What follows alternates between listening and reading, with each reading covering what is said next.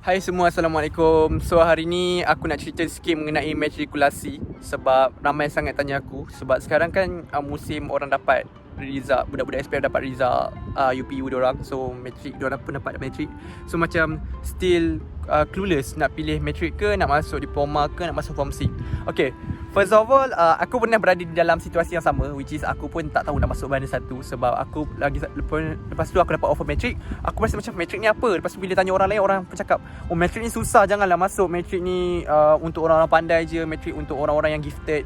Nanti nak score matrik susah, nak dapat degree nanti susah and everything. Tapi sebenarnya di sebalik benda-benda negatif tu, tapi yang salahnya aku dengar daripada orang yang tak pernah masuk matrik, yang tak pernah melalui matrik, yang cuma dengar daripada orang lain.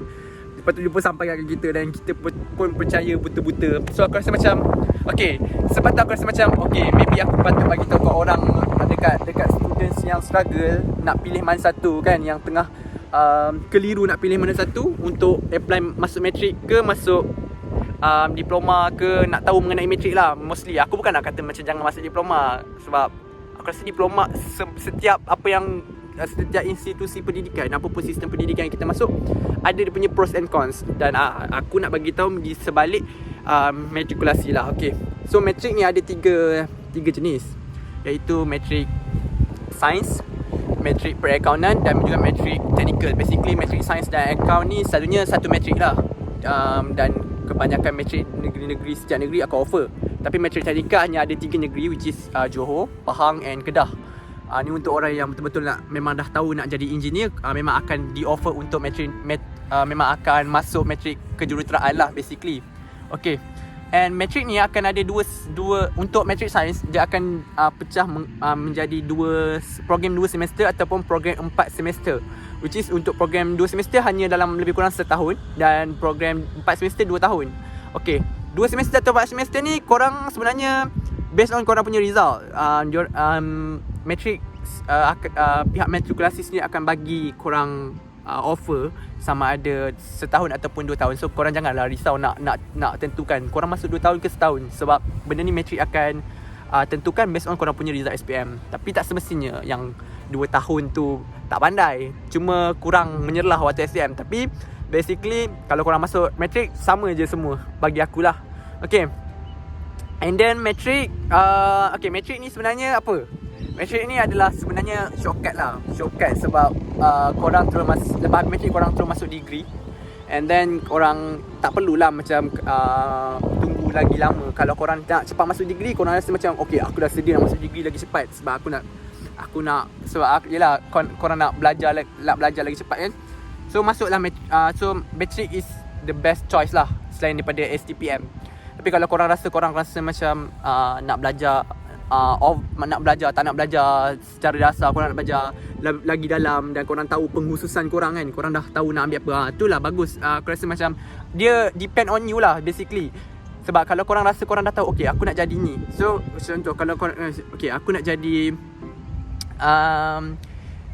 accountant, so korang dah boleh dah masuk untuk diploma, sebab korang dah tahu daripada awal korang masuk apa. Tapi untuk matrik korang macam, aku rasa ni untuk orang yang macam tak tahu lagi, still lagi macam okay, nak jadi apa nak apply for apa. So macam korang belajar balik basic, korang belajar basics, dan korang waktu degree baru korang tentukan korang nak ambil apa.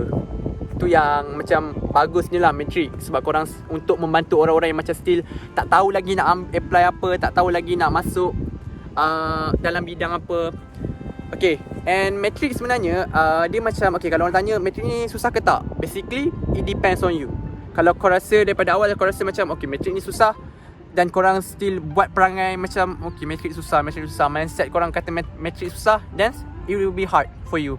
But kalau korang rasa matrik ni okay, kalau korang macam boleh sesuaikan diri, korang dah boleh faham dengan sistem, korang dah ada kawan-kawan yang boleh membantu, dan korang ambil inisiatif, jumpa lecturer, buat pasir, buat tutor, belajar from quizzes, and dia takkan jadi sesusah yang orang selalu cakap, oh susah sangat-sangat sampai korang, kalau korang usaha macam mana pun, kalau korang tak boleh juga, memang tak boleh lah. Tak, dia macam sebab hard work kita akan terbayar.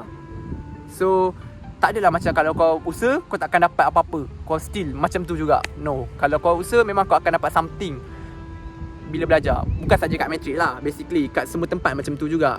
Hard work tu macam is the key untuk dapatkan kejayaan. Okay.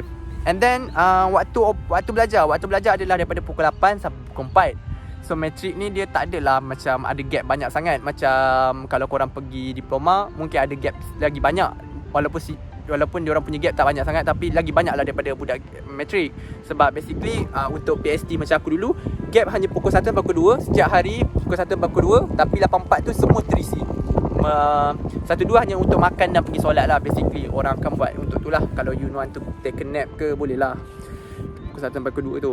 And then yang bagus dekat matrik, yuran sangat-sangat rendah.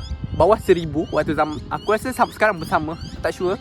Tapi waktu zaman aku, yes, bawah 1,000. And yang paling best, korang akan dapat allowance lebih daripada tu lah. Sebab korang akan dapat allowance RM250 sebulan. So bayangkanlah korang belajar 10 bulan lebih kurang, korang akan dapat RM2,500. Dan korang cuma bayar 1,000 lebih. And korang tak perlulah depend on PTPTN. Kalau korang rasa macam korang tak nak depend on PTPTN, korang tak nak membebankan mak ayah korang, matrik adalah salah satu pilihan lah yang ditawarkan. And then apa lagi pasal matrik yang boleh aku cerita. Okay, matrik ada 3 modul, which is untuk sains lah. Basically ada 3 modul. Modul pertama adalah modul sains, fully science, which is biochemistry, physics and math. Modul kedua chemistry, physics, math and juga computer science without bio. Tapi untuk modul ketiga ada bio tapi tak ada physics. Physics tu diganti dengan computer science. So tetap, so masuk modul mana-mana pun tetap akan ada 4 subjek.